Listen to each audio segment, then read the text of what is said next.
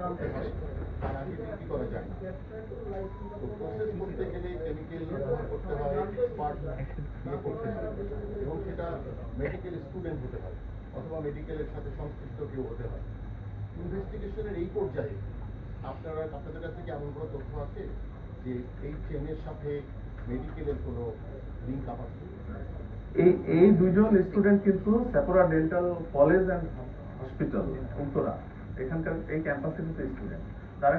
তারাও কিন্তু কঙ্কাল ব্যবহার করে। যেমন তারা ডেন্টাল স্টুডেন্ট হলো, তারা কিন্তু মুখমণ্ডল নিয়ে কাজ করে, হিউম্যান বডি নিয়েও কাজ করে, তারাও কিন্তু কঙ্কাল ব্যবহার করে।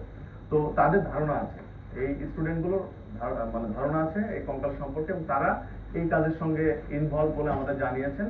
এবং যে রুম থেকে আমরা পেয়েছি 402 নম্বর রুম উত্তরার ওই ক্যাম্পাসের পাশে, সেই রুমে অনেক উৎকো গন্ধ, এবং মানে তারা সেখানে স্টোর করে রেখেছে কিছু আন্ডার প্রসেস, কিছু প্রসেস কঙ্কাল।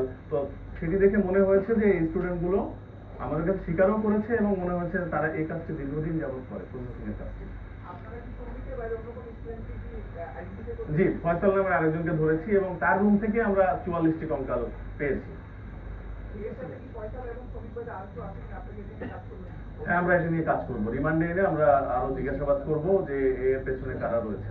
যে রুম থেকে আপনারা কঙ্কাল উদ্ধার করছেন সেই রুমটা কি হোস্টেলের রুম? এই রুমটা হচ্ছে এই ক্যাম্পাসের যে মেডিকেল হোস্টেলের রুম। আচ্ছা, ধন্যবাদ।